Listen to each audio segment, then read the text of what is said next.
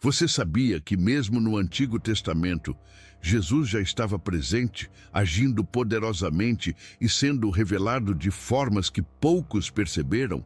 Muitas pessoas passam a vida inteira sem entender que Cristo não surgiu de repente no Novo Testamento, mas foi uma presença constante e misteriosa desde os primeiros tempos da criação. E o mais impactante, ele se revelou de maneiras que desafiam nossa compreensão. Neste vídeo, vamos mergulhar em 5 momentos incríveis onde Jesus apareceu no Antigo Testamento, de uma forma que até os mais sábios não puderam perceber de imediato. Quer entender como o próprio Jesus estava entre os homens muito antes de nascer em Belém? Você está prestes a descobrir revelações que podem transformar completamente a sua visão sobre as Escrituras e a sua obra redentora. Fique comigo até o final deste vídeo, pois você não pode perder o que está prestes a ser revelado. E antes de continuar, já peço para você se inscrever no canal, porque muitos que assistem a vídeos como este ainda não estão inscritos. Não deixe para depois. Inscreva-se agora para não perder nada. Vamos juntos descobrir os segredos de Jesus no Antigo Testamento. Quando pensamos em Jesus, geralmente associamos sua presença ao Novo Testamento, onde sua vida e missão são descritas de forma detalhada. No entanto, a presença de Cristo no Antigo Testamento é algo profundamente revelador. Em Gênesis 3:15, encontramos uma das primeiras referências a Jesus, embora seu nome não seja mencionado diretamente. Este versículo, muitas vezes chamado de proto-evangelho, é considerado uma promessa de Deus logo após a queda do homem. Nele, Deus diz à serpente: "E inimizada será a tua semente e a semente da mulher. Esta te ferirá a cabeça, e tu lhe ferirás o calcanhar." Esta promessa é a primeira menção de Cristo como o Redentor, que viria para derrotar Satanás e restaurar a relação quebrada entre o homem e Deus. A semente da mulher, que aqui é mencionada, é uma clara alusão a Jesus, que viria como um homem para esmagar a cabeça da serpente, representando a vitória sobre o pecado e a morte. Ao observarmos a promessa feita no Éden, podemos perceber como Deus já tinha um plano redentor desde o princípio. Apesar da humanidade ter caído em pecado, Ele, em sua infinita sabedoria, preparou uma maneira de restaurar tudo o que havia sido perdido. Esse versículo não é apenas uma previsão do sofrimento de Cristo, mas também da sua vitória final. A expressão "ferir a cabeça da serpente" simboliza uma vitória decisiva, enquanto ferir o calcanhar representa o sofrimento de Cristo, como vemos em sua crucificação. Esse sofrimento não seria em vão, pois o ferimento do calcanhar é temporário, mas a ferida na cabeça da serpente é fatal, sinalizando a derrota de Satanás e o cumprimento da vontade divina para a salvação da humanidade. Jesus, ao nascer de uma mulher, cumpriria essa promessa, tornando-se o descendente da mulher que venceria o mal. A relevância deste versículo para os cristãos está em sua profundidade teológica. Através de uma promessa dada logo após a queda de Adão e Eva, Deus já estava declarando sua intenção de enviar um Salvador para restaurar a criação e a humanidade. Esse versículo aponta diretamente para a vinda de Cristo e sua missão de redenção. Os cristãos veem nessa promessa a antecipação do Evangelho e o primeiro vislumbre da encarnação de Cristo. A relação entre Gênesis 3:15 e a obra de Jesus na cruz é clara. Assim como Adão e Eva trouxeram o pecado para o mundo, Jesus, a semente da mulher, veio para remover o pecado e restaurar a perfeição original. A cruz de Cristo é o cumprimento dessa promessa feita no Éden, onde ele derrotou Satanás e trouxe a possibilidade de salvação a todos os que nele creem. Este é o fundamento do Evangelho e a manifestação de Jesus no Antigo Testamento, mesmo em forma de promessa, é um lembrete de que Deus tem o controle de toda a história e que sua vitória sobre o mal foi planejada desde o começo dos tempos. O relato encontrado em Gênesis 18, onde Abraão encontra 3 visitantes no campo de Manre, é um dos momentos mais intrigantes que aponta para a manifestação de Jesus no Antigo Testamento. Embora os visitantes sejam descritos como homens, ao longo da passagem, a Bíblia revela que um deles é o próprio anjo do Senhor, uma figura frequentemente identificada com a presença de Deus e, em muitas interpretações, com Cristo em uma manifestação pré-encarnada.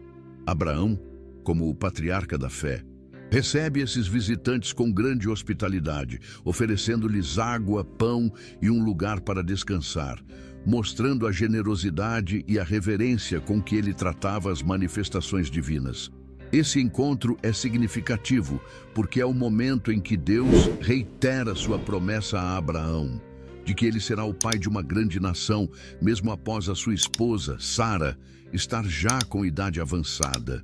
A promessa da descendência, tão importante para o plano de salvação, está ligada à revelação de Deus ao seu servo, o que indica o papel crucial de Abraão na história da redenção.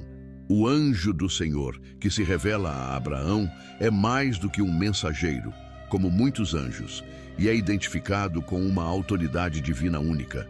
Durante a conversa com Abraão, o anjo do Senhor confirma a promessa de um filho, Isaque, e prediz que Sara, apesar de sua velhice, conceberá. A promessa vai além de uma simples garantia de descendência, mas é uma indicação de que Deus, em sua soberania, age de maneira extraordinária. A questão do nascimento miraculoso de Isaque é um reflexo das intervenções divinas ao longo da história, muitas vezes ligadas à vinda do Messias. Nesse encontro, há também uma revelação sobre o caráter de Deus. Ele é o Deus que se aproxima de seus servos, que dialoga e compartilha planos redentores. Quando Deus, através do anjo do Senhor, fala com Abraão, ele expressa intimidade e um compromisso firme com a promessa da salvação. Esse episódio é um reflexo do quanto a presença de Cristo se manifesta no Antigo Testamento, mesmo antes de sua encarnação. Em várias passagens, o anjo do Senhor aparece como sendo a manifestação de Deus em formas humanas, prefigurando a encarnação de Jesus Cristo. A conexão entre esses eventos e o nascimento de Cristo é profunda, pois o anjo do Senhor que visitou Abraão não só anunciou a promessa de Isaque, mas também revelou aspectos da futura vinda do Salvador, que, assim como Isaque, nasceria de maneira miraculosa. A promessa de que uma grande nação surgiria de Abraão também antecipa o povo de Israel, através do qual o Messias viria para abençoar todas as nações da terra.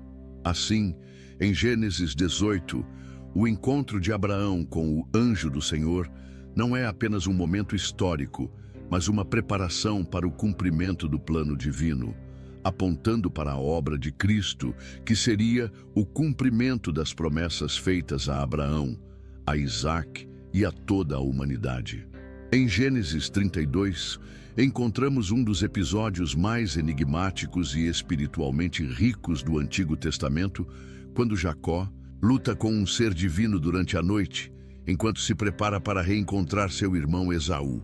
Este ser, identificado como um homem, é tradicionalmente reconhecido como o anjo do Senhor, ou uma manifestação pré-encarnada de Cristo. Jacó, após anos de fugas e enganos, encontra-se em um momento de grande angústia e medo, pois teme a vingança de Esaú por causa do roubo da bênção paterna. Durante a noite, ele luta com esse ser misterioso até o amanhecer, um confronto que não só foi físico, mas também espiritual. O episódio é significativo porque simboliza a luta interior de Jacó para se reconciliar com seu passado e com Deus, buscando a bênção e o perdão. A luta com o homem resulta na mudança de seu nome de Jacó para Israel, o que significa aquele que luta com Deus. Uma mudança que representa a transformação de seu caráter e a entrada de uma nova fase na relação de Jacó com Deus. O significado dessa luta transcende o físico. Ao ser tocado no quadril, Jacó recebe uma ferida, um lembrete de sua luta com Deus e de que o poder de Deus não pode ser superado. A marca física do ferimento simboliza o processo de transformação espiritual que Jacó passa. Ele, que antes havia enganado seu irmão e seu pai, agora luta com Deus em busca de uma bênção genuína. O fato de Jacó prevalecer na luta, embora de forma incompleta, nos mostra como a persistência na fé, mesmo diante da adversidade e do medo, pode levar a uma bênção verdadeira. O nome dado a Jacó, Israel, marca a promessa de que ele seria o fundador de uma nação escolhida por Deus. Um povo que, como ele, lutaria com Deus e se reconciliaria com ele ao longo da história. A mudança de nome também aponta para a transformação que a graça de Deus opera na vida dos seres humanos, trazendo-os de uma identidade de engano para uma identidade de redenção. Além do mais, essa luta prefigura a obra de Cristo, que, como o anjo do Senhor, entraria no mundo para lutar por nossa salvação. Assim como Jacó não podia vencer o anjo sem ser tocado e transformado, a humanidade não poderia alcançar a salvação sem a intervenção divina de Cristo, que ao tomar sobre si o pecado e a dor, trouxe a redenção. Jacó, em sua luta, pode ser visto como uma representação da luta do ser humano com Deus ao longo da história. O próprio nome Israel, que foi dado a Jacó, mais tarde seria usado para descrever o povo escolhido por Deus, e Cristo viria como o Israel de Deus, o único que cumpriria perfeitamente todas as promessas feitas àquele povo. Assim, a luta de Jacó com o anjo não é apenas uma história de vitória pessoal, mas um símbolo profundo da luta humana com Deus e da graça transformadora que ele oferece. Isaías 53 é um dos capítulos mais poderosos e profundamente messiânicos do Antigo Testamento, antecipando a vinda do Salvador e detalhando sua missão redentora com uma precisão impressionante.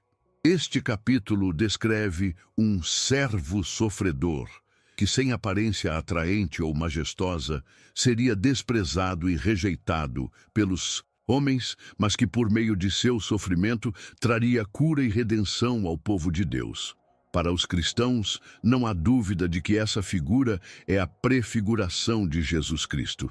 A dor e o sofrimento do servo em Isaías 53 não são apenas reflexões de uma experiência humana, mas apontam diretamente para a crucificação de Jesus, onde ele tomou sobre si os pecados da humanidade e suportou o castigo que nos era devido. Ele foi ferido por nossas transgressões, moído por nossas iniquidades. O castigo que nos traz a paz estava sobre ele, e pelas suas pisaduras fomos sarados. Isaías 53:5. Este versículo deixa claro como o sofrimento do servo não é apenas um sofrimento físico, mas uma transação espiritual, onde a culpa do mundo é transferida para ele, e sua morte se torna o meio pelo qual a humanidade é reconciliada com Deus. Este capítulo é fascinante, porque antecipa detalhes da vida e da morte de Jesus com mais de 700 anos de antecedência. A forma como Isaías descreve o sofrimento do servo e sua rejeição pelos homens, apesar de ser o meio pelo qual a salvação seria trazida, reflete a realidade de Cristo durante sua vida na terra. Ele foi rejeitado, incompreendido e desprezado, como vemos nos evangelhos, mas sua missão foi sempre voltada para a reconciliação e cura espiritual. A relação entre Isaías 53 e os evangelhos é clara. O servo sofredor de Isaías é o mesmo que aparece nos relatos de Mateus, Marcos, Lucas e João, que descrevem a paixão, a crucificação e a morte de Jesus. O ato de Jesus, como o servo descrito em Isaías, de sofrer pelas iniquidades dos outros, é o fundamento do cristianismo. O serviço de Cristo, ao ser ferido, moído e abatido por causa dos pecados de outros, faz com que sua morte na cruz tenha um propósito redentor para todos os que nele creem. Além disso, o capítulo de Isaías 53 faz uma revelação profunda sobre a natureza do sacrifício de Cristo. Jesus não morreu como um mártir qualquer, mas como o sacrifício perfeito que levou sobre si a ira de Deus, algo que nenhum ser humano seria capaz de suportar ou resolver. A partir do ponto de vista cristão, a morte de Jesus é entendida como o cumprimento perfeito das promessas de Deus, que ao longo de toda a história anunciou que um Salvador viria para redimir a humanidade. A natureza substitutiva do sofrimento de Cristo é enfatizada em Isaías, e é isso que torna a cruz de Cristo um evento único na história. A ideia de que Jesus, o Filho de Deus, carregaria o peso do pecado humano e, ao fazê-lo, ofereceria paz e cura para aqueles que se arrependem e creem nele, está no coração do Evangelho cristão. Jesus é o cumprimento de Isaías 53. Pois através do seu sofrimento e morte, ele se tornou o sacrifício necessário para restaurar a relação entre a humanidade e Deus, algo que o Antigo Testamento nunca poderia alcançar por si mesmo. O episódio de Daniel 3, onde Sadraque, Mesaque e Abednego são lançados na fornalha ardente, é um dos momentos mais dramáticos e impressionantes do Antigo Testamento, revelando uma manifestação poderosa de Deus no meio da adversidade. Quando o rei Nabucodonosor ordena que todos se prostrassem diante da estátua de ouro que ele havia erguido, os 3 jovens hebreus se recusam a obedecer, mantendo sua fidelidade a Deus. Como punição, eles são jogados na fornalha ardente, uma situação que aparentemente os condenaria à morte. No entanto, ao olhar para dentro da fornalha, o rei observa uma surpresa incrível. Não há apenas 3 homens, mas 4, e o quarto tem a aparência como um filho dos deuses. A figura misteriosa que aparece com os jovens na fornalha é amplamente interpretada pelos cristãos como uma manifestação pré-encarnada de Jesus Cristo, uma intervenção divina que os protege milagrosamente. A presença de Cristo na fornalha simboliza sua proximidade com aqueles que são fiéis a Deus, mesmo em meio ao fogo da perseguição e da provação. A interpretação cristã desse episódio vê o quarto homem como uma manifestação de Jesus, que vem para proteger os fiéis e caminhar com eles nas situações mais difíceis. A presença de Cristo na fornalha representa a promessa de que Ele está com seus seguidores em todas as circunstâncias, principalmente nas mais difíceis. Sadraque, Mesaque e Abednego estavam enfrentando uma situação que parecia impossível de sobreviver, mas Deus estava com eles, não os livrando da provação, mas indo com eles através dela. Através dessa manifestação milagrosa, Deus mostra que, mesmo em momentos de extrema adversidade, Ele é fiel e presente. O fato de a chama da fornalha não ter tocado nem mesmo um fio de cabelo dos jovens e de suas roupas não estarem queimadas é uma demonstração do poder protetor de Deus. Ele não apenas os salvou, mas fez isso de uma maneira que testemunha de sua grandeza e autoridade sobre as forças da natureza e da opressão humana. Além disso, a experiência na fornalha é um símbolo profético da presença de Cristo na vida dos cristãos. Assim como ele esteve com os 3 jovens, ele está com todos aqueles que passam por momentos de sofrimento e perseguição. A figura de Cristo na fornalha também antecipa a ideia de que ele suportaria o fogo do julgamento de Deus na cruz, sofrendo por nossos pecados para nos salvar da condenação eterna. Em ambos os casos, o fogo não destrói, mas purifica e protege aqueles que são de Deus. O testemunho dado pelos 3 jovens, ao se recusarem a adorar outro Deus e sua confiança de que Deus os livraria, é um exemplo de fé inabalável que aponta para a confiança dos cristãos em Cristo, mesmo quando enfrentam dificuldades e até morte. O encontro de Jesus com os 3 jovens na fornalha não só é um milagre de proteção, mas também um lembrete poderoso de que Deus está presente e ativo em nossa vida, especialmente nos momentos de provação. Agora que você descobriu esses momentos poderosos em que Jesus se revelou no Antigo Testamento, eu quero saber: qual dessas aparições mais te impactou? Deixe sua opinião nos comentários e compartilhe com a gente sua visão sobre como Cristo estava presente antes de sua vinda em carne. Eu vou adorar interagir com você. Não se esqueça de se inscrever no canal e ativar as notificações para continuar recebendo conteúdos transformadores como este. A cada novo vídeo, vamos desvendar mais segredos das Escrituras e você não vai querer perder nada. E logo aqui embaixo já aparece o link do nosso próximo vídeo que você vai ver agora. Não perca! Até o próximo vídeo e que Deus te abençoe.